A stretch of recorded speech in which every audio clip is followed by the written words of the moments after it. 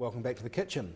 Today, continue with our theme of cooking for teenagers. We're going to make a ginger loaf, which is a classic ginger loaf or gingerbread, sometimes it's referred to. This recipe does make a reasonable quantity, but the good thing about that is, depending on the size of your loaf tin, and I've got sort of a larger version here, so I'm actually going to make two this size, which aren't going to rise very much. So it will depend on your loaf tin. You could make one as a loaf, and you could use the balance of your mixture and make little ginger muffins. So it actually has a multi-purpose. You might make a nice loaf to have, and then make the rest of the mixture into some muffins that you could go into lunches or just to have around at home.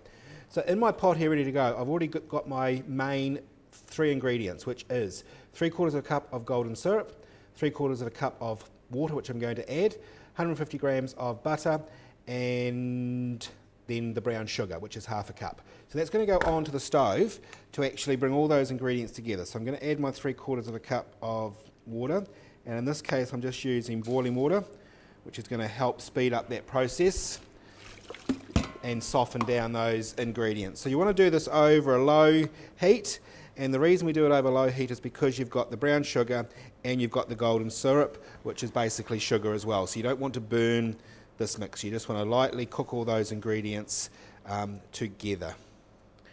Because if you burn the brown sugar or the golden syrup, then it's going to taint the whole recipe that you're actually trying to make.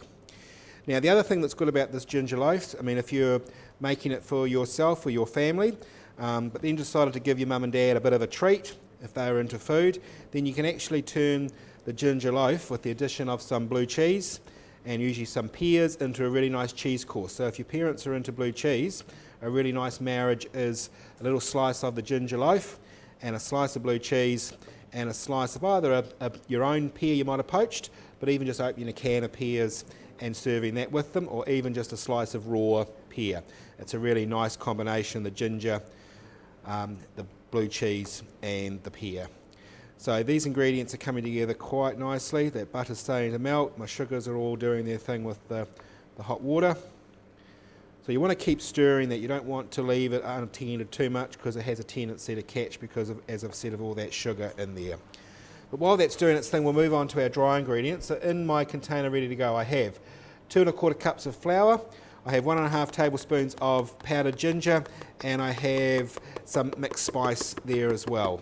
So that's all going into my bowl, and I'm just going to make sure those spices are all mixed through.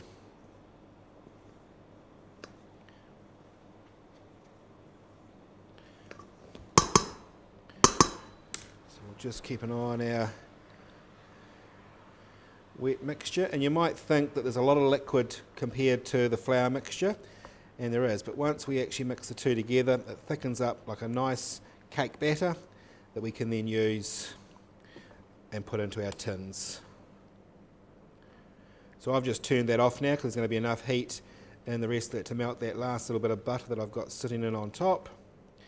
Now in the recipe that you can get from Q, either emailing them or giving them a call and they'll send them out, it says to cool the mixture down. So it is preferable to do that.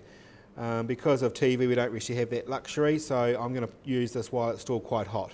But if you make this at home, make sure you cool it down as per the instructions in the recipe. We will just sit it there just to cool down for a few seconds or so. So with your loaf tins, I find if you're using a cooking spray, they come out quite easily if you just spray them. You don't have to line the tin with greaseproof paper like we would normally have done.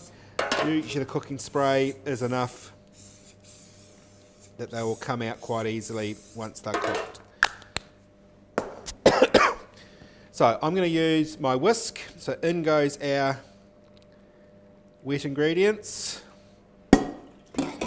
Get your whisk and start whisking those together. Making sure you scrape down the sides.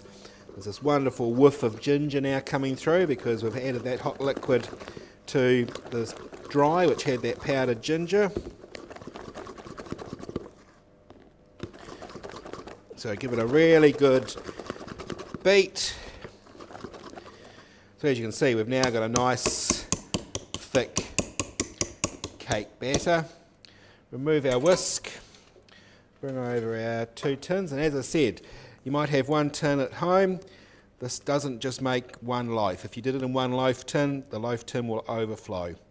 So you could do it in 2 like I am, or if you only have 1 loaf tin, then half fill the loaf tin and then use the rest of the mixture and make some little ginger muffins, which are great as well.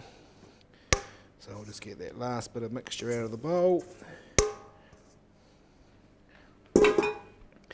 Just make sure it's spread evenly across the base of the tin.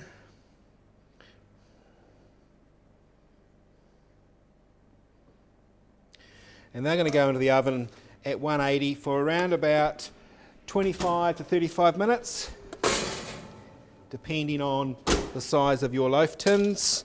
So it does pay to check them. Just use the good old little skewer into it. If it comes out clean, then we're all set to go.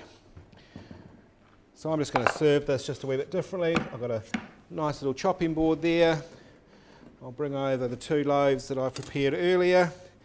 And so you could actually put the whole loaf on the board. And even though these are a larger tin, it gives it a nice finish because it's a nice long thin piece of our ginger loaf or our gingerbread. So there you have it, our ginger loaf. I've just served it with some nice butter to spread on that, or you could just eat it by itself, or if you like, try out some of those combinations I mentioned with the blue cheese and the pear.